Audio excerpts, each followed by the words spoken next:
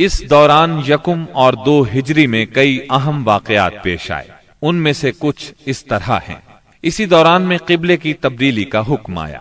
مکہ مکرمہ سے ہجرت کر کے مدینہ منورہ آنے کے بعد 16 یا 17 ماہ تک مسلمان بیت المقدس کی طرف رخ کر کے نماز پڑھتے رہے۔ اب حکم آیا کہ خانہ کعبہ یعنی مسجد الحرام کی طرف منہ کر کے نماز ادا کی جائے۔ اسی سال میں رمضان المبارک کے روزے رکھنے اور زکوٰۃ ادا کرنے کے احکام نازل ہوئے۔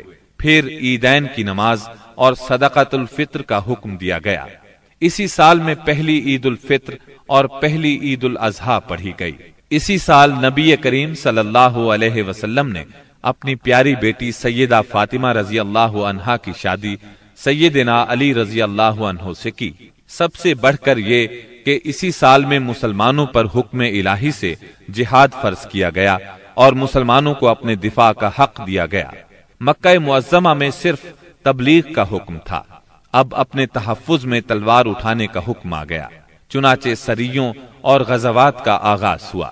جن جنگوں میں آپ نے کسی صحابی کو امیر لشکر بنا کر بھیجا وہ سریہ کہلاتی ہے، اور جن جنگی مارکوں میں آپ خود امیر لشکر ہوئے وہ غزوہ کہلاتے ہیں۔ تاریخ اسلام میں غزوات کی تعداد 21 سے لے کر 27 تک بیان کی جاتی ہے، جبکہ سریوں کی تعداد اس سے کہیں زیادہ ہے۔ اس سال کے دوران کئی غزوات ہوئے، لیکن سب سے مشہور غزوہ بدر ہے۔ نبی کریم صلی اللہ علیہ وسلم جب ہجرت کر کے مدینہ منورہ پہنچے تو ان دنوں مدینے میں ایک نہایت دولت مند اور با اثر شخص عبداللہ بن ابی تھا۔ ہجرت سے پہلے انصار میں اس کا بہت اثر و رسوخ تھا۔ انصار اسے اپنا سردار بنانے والے تھے، بلکہ اس کی تاج پوشی کے لیے ایک تاج بنوا لیا گیا تھا۔ اسی دوران میں آپ صلی اللہ علیہ وسلم ہجرت کر کے مدینہ پہنچے اور انصار کے دونوں قبائل نے آپ کے ہاتھ پر بیعت کر لی، اور میثاق مدینہ کے ذریعے سے یہودیوں نے بھی آپ کی قیادت کو تسلیم کر لیا۔ اس سے عبداللہ بن ابی کی سرداری کے منصوبے دھرے کے دھرے رہ گئے۔ اس بنا پر اس نے آپ کی مخالفت پر کمر باندھ لی۔ ادھر مشرکین مکہ جو اسلام، مسلمانوں اور رسول اللہ صلی اللہ علیہ وسلم کی دشمنی میں جل بھن رہے تھے، انہوں نے عبداللہ بن ابی کو ایک دھمکی آمیز خط تحریر کیا۔ اس خط میں انہوں نے 2 ٹوک الفاظ میں لکھا: آپ لوگوں نے ہمارے صاحب کو پناہ دے رکھی ہے، اس لیے ہم اللہ کی قسم کھا کر کہتے ہیں یا تو آپ لوگ اس سے لڑائی کریں یا اسے نکال دیں، یا پھر ہم اپنی پوری جمعیت کے ساتھ آپ لوگوں پر چڑھائی کر کے آپ کے سارے جنگجوؤں کو قتل کر دیں گے اور آپ کی عورتوں کی حرمت پامال کر دیں گے۔ جب یہ خط عبداللہ بن ابی اور اس کے ساتھیوں کو ملا تو وہ رسول اللہ صلی اللہ علیہ وسلم سے جنگ کے لیے تیار ہو گئے۔ نبی اکرم صلی اللہ علیہ وسلم کو اس کی خبر ہوئی تو آپ ان کے پاس تشریف لے گئے اور فرمایا: قریش کی دھمکی تم لوگوں پر بہت گہرا اثر کر گئی ہے۔ تم خود اپنے آپ کو جتنا نقصان پہنچا دینا چاہتے ہو، قریش تمہیں اس سے زیادہ نقصان نہیں پہنچا سکتے۔ تم اپنے بیٹوں اور بھائیوں سے خود ہی لڑنا چاہتے ہو۔ نبی اکرم صلی اللہ علیہ وسلم کی یہ بات سن کر لوگ بکھر گئے۔ اس وقت تو عبداللہ بن ابی جنگ کے ارادے سے باز آ گیا، کیونکہ اس کے ساتھی ڈھیلے پڑ گئے تھے یا بات ان کی سمجھ میں آ گئی تھی، لیکن حقیقت میں قریش کے ساتھ اس کے تعلقات خفیہ طور پر قائم رہے، کیونکہ مسلمانوں اور مشرکین کے درمیان شر اور فساد کا کوئی موقع وہ ہاتھ سے جانے نہیں دینا چاہتا تھا۔ پھر اس نے اپنے ساتھ یہود کو بھی ملا رکھا تھا تاکہ اس معاملے میں ان سے بھی مدد حاصل کرے، لیکن وہ تو نبی صلی اللہ علیہ وسلم کی حکمت تھی جو رہ رہ کر شر و فساد کی آگ کو بجھا دیتی تھی۔ مسلمانوں کی ہجرت اور مدینے میں ان کی کامیابی سے کفار مکہ بہت تل ملا رہے تھے اور مدینے پر چڑھائی کے بہانے ڈھونڈ رہے تھے۔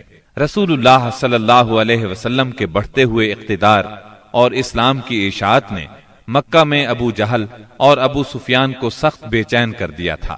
یہی کیفیت مدینے میں عبداللہ بن ابی کی تھی۔ اس نے قریش کے حوصلے بڑھائے اور انہیں یقین دہانی کرائی کہ اگر تم نے مدینے پر دھاوا بولا تو یہودی تمہارا ساتھ دیں گے۔ مسلمان جب سے مدینہ آئے تھے خطرات بڑھتے جا رہے تھے اور ان کے سروں پر منڈلا رہے تھے۔ یہی وجہ تھی کہ مسلمانوں نے راتوں کو جاگ جاگ کر مدینے کا پہرا دیا۔ ادھر قریش نے مدینے کو تباہ و برباد کرنے کا ارادہ کر لیا۔ اس غرض کے لیے انہوں نے کئی قبائل کو اپنا ہم نوا بنا لیا۔ چنانچہ جب نبی صلی اللہ علیہ وسلم کو خبر ہوئی تو آپ نے دو تدابیر اختیار کی۔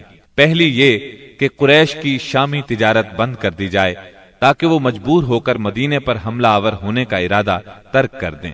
دوسرے یہ کہ مدینے کے آس پاس کے قبیلوں سے امن و امان کا معاہدہ کیا جائے تاکہ قریش جنگ مسلط کریں تو انہیں غیر جانبدار رکھا جا سکے۔ جب اللہ تعالی کی طرف سے جہاد اور قتال کی اجازت دی گئی تو رسول اللہ صلی اللہ علیہ وسلم نے کئی ایک سرایہ بھیجے اور غزوات میں حصہ لیا۔ ان کی مختصر تفصیل کچھ یوں ہے۔ اس سلسلے میں پہلا سریہ جو رسول اللہ صلی اللہ علیہ وسلم نے بھیجا وہ سریہ سیف البحر کہلاتا ہے۔ اسے آپ نے رمضان یکم ہجری بمطابق مارچ 623 عیسوی میں بھیجا اور اپنے چچا سیدنا حمزہ بن عبد المطلب رضی اللہ عنہ کو اس سریے کا امیر بنایا اور 30 مہاجرین کو ان کے زیر کمان شام سے آنے والے ایک قریشی قافلے کا پتہ لگانے کے لیے روانہ فرمایا۔ اس قافلے میں 300 آدمی تھے جن میں ابو جہل بھی تھا۔ مسلمان ایس کے اطراف میں ساحل سمندر کے پاس پہنچے تو قافلے کا سامنا ہو گیا اور دونوں فریق جنگ کے لیے صف آرا ہو گئے۔ قریب تھا کہ جنگ ہو جاتی لیکن قبیلہ جوہینہ کے سردار نے بیچ بچاؤ کرا دیا۔ دونوں فریق واپس چلے گئے۔ یہ اسلامی تاریخ کا پہلا سریہ اور پہلا فوجی عمل تھا۔ اس کا جھنڈا سفید تھا اور یہ اسلامی تاریخ کا پہلا جھنڈا تھا۔ اس کے علم بردار سیدنا ابو مرصد کناز بن حسین غنوی رضی اللہ عنہ تھے۔ اس کے بعد پے در پے سریے روانہ کیے گئے۔ چنانچہ شوال یکم ہجری میں سیدنا عبیدہ بن حارث رضی اللہ عنہ کو 60 مہاجرین کے ساتھ بطن رابغ کی وادی میں بھیجا گیا۔ وہاں ابو سفیان سے سامنا ہوا جو 200 آدمیوں کے ساتھ تھا۔ دونوں طرف سے تیر چلے لیکن جنگ نہ ہوئی۔ پھر ذی قعد یکم ہجری میں سیدنا سعد بن ابی وقاص رضی اللہ عنہ کو 20 مہاجرین کے ساتھ خرار کی طرف بھیجا گیا جو کہ جوفا کے قریب ایک مقام ہے، لیکن ان کا کسی سے سامنا نہ ہوا۔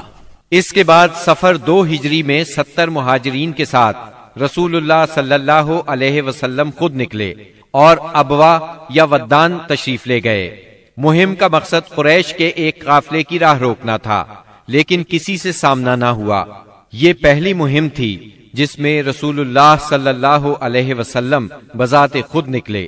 اس کے بعد ربیع الاول 2 ہجری میں رسول اللہ صلی اللہ علیہ وسلم 200 صحابہ کے ساتھ روانہ ہوئے۔ مقصود قریش کا قافلہ تھا جس میں امیہ بن خلف سمیت قریش کے 100 آدمی اور 2500 اونٹ تھے۔ آپ رضوہ کے اطراف میں مقام بوات تک تشریف لے گئے لیکن کسی سے سامنا نہ ہوا۔ اسی مہینے میں قرز بن جابر فہری نے مشرکین کی ایک مختصر سی فوج کے ساتھ مدینہ کی چراگاہ پر چھاپا مارا اور کچھ مویشی ہانک کر لے گیا۔ رسول اللہ صلی اللہ علیہ وسلم نے 70 صحابہ کے ہمراہ اس کا تعاقب کیا اور بدر کے اطراف میں واقع وادی صفوان تک تشریف لے گئے لیکن قرز نکل بھاگا۔ اسی واقعے کو بعض لوگ غزوہ بدر اولا بھی کہتے ہیں۔ اس کے بعد آپ جمادی الاولا یا جمادی الاخری 2 ہجری میں 150 یا 200 مہاجرین کے ساتھ ذوالعشیرہ تک تشریف لے گئے۔ مقصود قریش کے ایک قافلے کو روکنا تھا جو ملک شام جا رہا تھا، لیکن آپ کے پہنچنے سے پہلے وہ جا چکا تھا۔ اس سفر میں آپ نے بنو مدلج اور ان کے حلیف بنو زمرہ سے جنگ نہ کرنے کا معاہدہ کیا۔ پھر رجب 2 ہجری میں نبی اکرم صلی اللہ علیہ وسلم نے سیدنا عبداللہ بن جہش اسدی رضی اللہ عنہ کو 12 مہاجرین کے ساتھ مکہ اور طائف کے درمیان ایک مقام نخلہ کی طرف روانہ کیا۔ مقصد یہ تھا کہ وہ قریش کے ایک قافلے کی خبر لائیں، مگر ان لوگوں نے قافلے پر حملہ کر کے عمر بن حضرمی کو قتل اور عبداللہ بن مغیرہ کے بیٹے عثمان اور مغیرہ کے غلام حکیم بن کیسان کو قید کر لیا اور قافلے کو ہانک لائے۔ ان کے ایسا کرنے پر آپ ان سے ناراض ہوئے، چنانچہ قیدیوں کو چھوڑ دیا گیا اور مقتول کا خون بہا ادا کیا گیا۔ یہ واقعہ رجب کی آخری تاریخ کو پیش آیا تھا، اس لیے مشرکین نے شور مچایا کہ مسلمانوں نے حرام مہینے کی حرمت پامال کر ڈالی۔ اس پر سورہ بقرہ کی آیت 217 نازل ہوئی۔ لوگ آپ سے حرام مہینے میں لڑائی کے بارے میں پوچھتے ہیں، آپ کہہ دیجئے اس میں جنگ کرنا بڑا گناہ ہے، اور اللہ کی راہ سے روکنا اور اس کے ساتھ کفر کرنا، مسجد حرام سے روکنا اور اس کے باشندوں کو وہاں سے نکالنا، یہ سب اللہ کے نزدیک اور زیادہ بڑا جرم ہے اور فتنہ قتل سے بڑھ کر ہے۔ یہ تھی جنگی نقل و حرکت جو مدینہ منورہ اور اس کے اطراف کے امن کی حفاظت کے لیے نبی صلی اللہ علیہ وسلم اور مسلمانوں نے قائم کر رکھی تھی۔ اس سے قریش کو یہ بتلانا بھی مقصود تھا کہ اگر وہ اپنے شر سے باز نہ آئے تو انجام برا ہوگا، لیکن وہ اپنی خودسری اور تکبر میں بڑھتے ہی چلے گئے۔ چنانچہ بدر کے میدان میں انہوں نے اس کی سزا پا لی اور جزا بہرحال گھاٹے ہی کی تھی۔ 17 رمضان 2 ہجری کو غزوہ بدر ہوا۔ یہ قریش اور مسلمانوں کے درمیان پہلا فیصلہ کن معرکہ تھا۔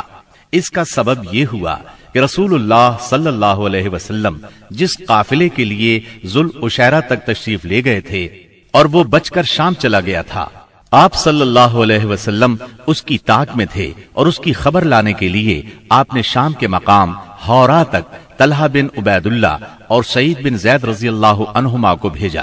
چنانچہ جیسے ہی یہ قافلہ وہاں سے گزرا، انہوں نے فوراً مدینہ منورہ خبر پہنچائی۔ اس قافلے میں اہل مکہ کی بڑی دولت تھی، یعنی 1000 اونٹ جن پر کم از کم 262 کلو سونے کی مالیت کا سامان تھا، اور اس کی حفاظت کے لیے صرف 40 آدمی تھے۔ خبر ملتے ہی رسول اللہ صلی اللہ علیہ وسلم نے صحابہ کرام رضی اللہ عنہم کو نکلنے کی دعوت دی، تاہم نکلنا ضروری نہیں قرار دیا۔ چنانچہ اس دعوت پر 313، 314 یا 317 صحابہ نے لبیک کہا۔ ان میں 82 یا 83 یا پھر 86 مہاجرین تھے اور بقیہ انصار، اور پھر انصار میں سے 61 قبیلہ اوس سے تھے اور 170 قبیلہ خزرج سے تھے۔ انہوں نے مکمل تیاری بھی نہیں کی تھی۔ سواری میں صرف 2 گھوڑے، ایک سیدنا زبیر بن عوام اور دوسرا سیدنا مقداد بن اسود کندی کے پاس تھا، اور 70 اونٹ تھے۔ 8 یا 12 رمضان المبارک 2 ہجری کو یہ مختصر فوج لے کر رسول اللہ صلی اللہ علیہ وسلم مدینہ منورہ سے نکلے تو بدر منزل مقصود تھی۔ یہ مدینہ منورہ کے جنوب مغرب میں 155 کلومیٹر کے فاصلے پر واقع ہے۔ اسے ہر طرف سے بلند پہاڑوں نے گھیر رکھا ہے، زیادہ حصہ ریتلا ہے۔ ساحل سمندر یہاں سے قریباً 10 میل کے فاصلے پر ہے۔ یہاں پانی کا ایک چشمہ ہے اور ارد گرد باغات موجود ہیں۔ اس قافلے کے سالار ابو سفیان تھے، جو بہت ہوشیار اور چوکنے آدمی تھے۔ ہر آنے جانے والے سے مسلمانوں کی نقل و حرکت کے بارے میں معلوم کرتے رہتے تھے۔ ابھی وہ بدر سے کافی دور تھے کہ انہیں مسلمانوں کے نکلنے کا علم ہو گیا۔ چنانچہ انہوں نے فوراً قافلے کا رخ مغرب کی طرف پھیر کر ساحل کا راستہ پکڑ لیا اور بدر کا راستہ مکمل طور پر چھوڑ دیا۔ ساتھ ہی زمزم بن عمرو غفاری کو اجرت دے کر مکہ بھیجا کہ جس قدر جلد ممکن ہو انہیں مسلمانوں کے نکلنے کی اطلاع دے دیں۔ اس نے خبر پہنچائی تو اہل مکہ نہایت تیزی سے تیار ہوئے اور سب کے سب نکلے۔ ابو لہب کے سوا بڑوں میں سے کوئی پیچھے نہ رہا۔ آس پاس کے قبائل کے لوگ بھی ساتھ لے لیے۔ جب یہ لشکر مقام جحفہ پر پہنچا تو ابو سفیان کا پیغام ملا۔ اس میں اس نے اپنے بچ نکلنے کی اطلاع دی تھی اور یہ مطالبہ کیا تھا کہ مکہ واپس پلٹ جائیں۔ چنانچہ لوگوں نے واپسی کا ارادہ کر لیا، مگر ابو جہل نے اپنے تکبر اور اکڑ کی وجہ سے واپس جانے سے انکار کر دیا۔ قریش کی فوج میں 1000 آدمی تھے، جن کے پاس 100 گھوڑے اور 600 زرہیں تھی اور اونٹ کثرت سے تھے۔ ایک طرف انہیں اپنی کثرت پر ناز اور ساز و سامان پر فخر تھا، تو دوسری طرف نبی کریم صلی اللہ علیہ وسلم عز و انکسار سے اللہ کی بارگاہ میں ہاتھ پھیلائے دعا کر رہے تھے۔